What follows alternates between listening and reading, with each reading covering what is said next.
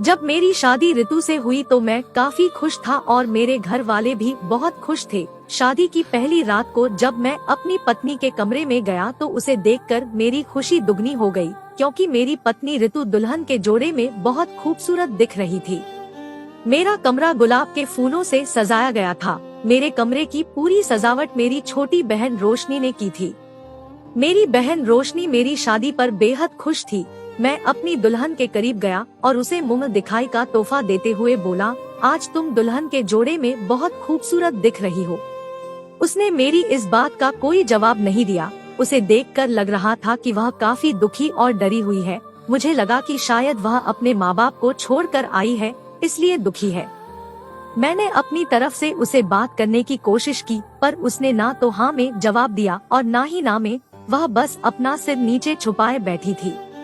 रात काफी हो चुकी थी। घर के सभी लोग सो चुके थे। शायद मैं और मेरी पत्नी ऋतु ही जग रहे थे।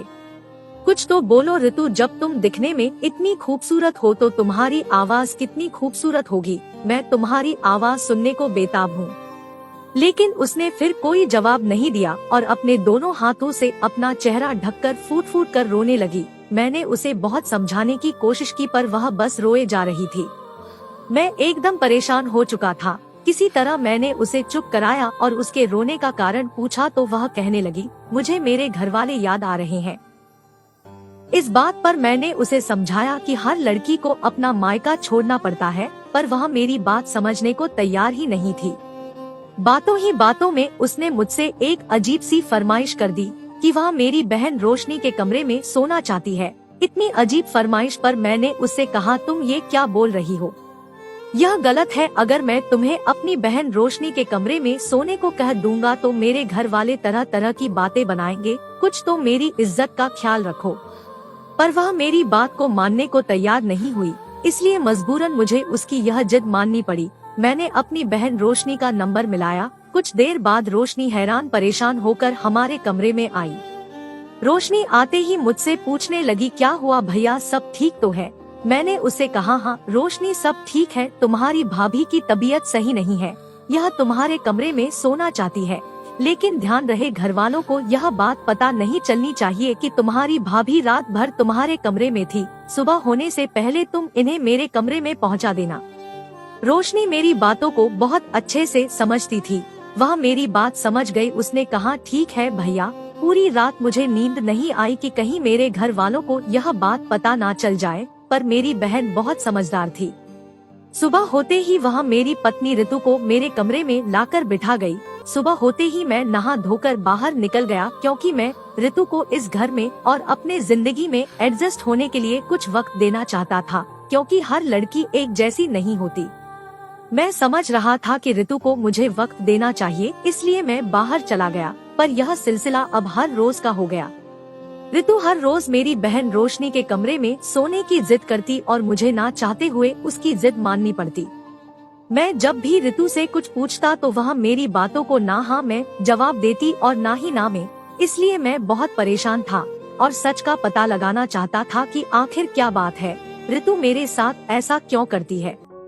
मैं चाहता तो ऋतु से यह बात सख्ती से भी पूछ सकता था, पर मुझे बचपन से ही गुस्सा करने की आदत नहीं थी। इंसान क्या, जानवरों से भी मैं बहुत प्यार से पेश आता था। फिर ऋतु तो मेरी धर्मपत्नी थी। काफी दिन ऐसे ही गुजर गए, पर अब मुझे एहसास होने लगा कि मेरी मासूमियत का गलत फायदा उठाया जा रहा है।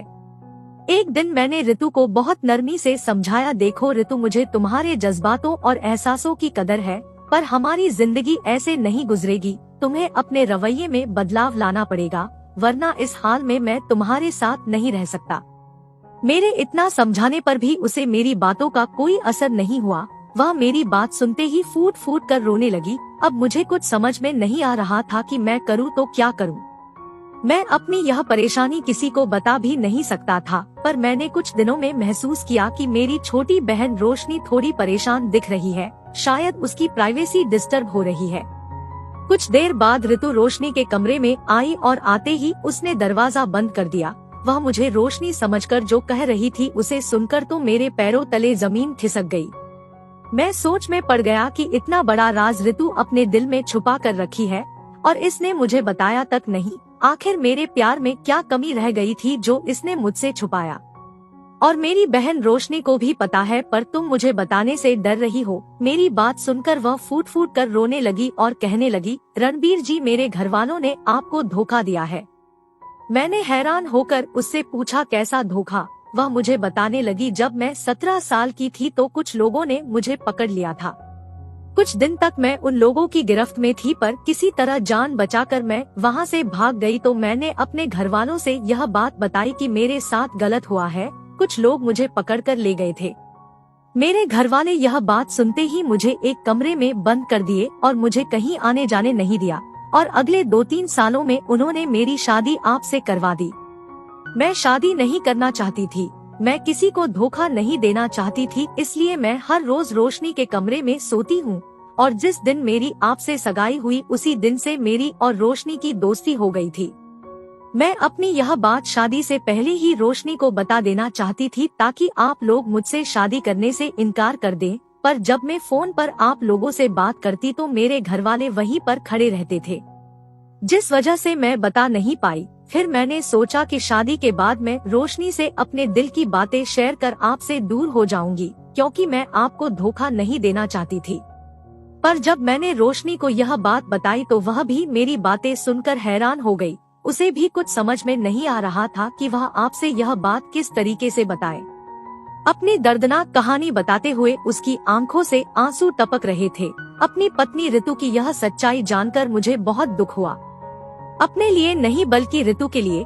आखिर ऋतु की इसमें क्या गलती थी जो इसे इतना सब कुछ सहना पड़ा। पर यह सब जानकर मुझे अपनी पत्नी ऋतु पर फक्र भी हुआ कि उसने मुझसे कुछ छुपाया नहीं, क्योंकि वह मुझे धोखा नहीं देना चाहती थी। जब मैंने पहली बार उसे दुल्हन के रूप में देखा तभी मुझे उससे प्यार हो गया था और मैं अपने प्यार को खोना नहीं चाहता था। मैंने उसके आंसू पोंछे और हमेशा हमेशा के लिए उसे अपना बना लिया।